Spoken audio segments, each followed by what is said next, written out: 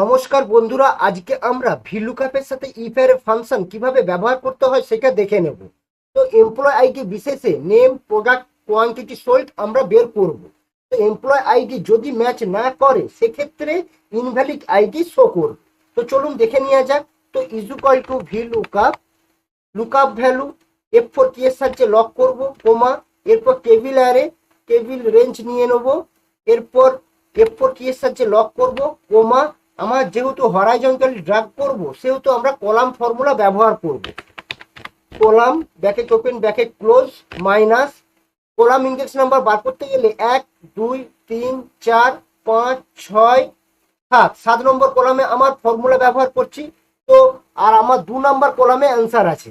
তো 5 থেকে 7 বিয়োগ করলে 2 আসবে। তো আমি 5 লিখবো, কোমা 0 ব্র্যাকেট ক্লোজ,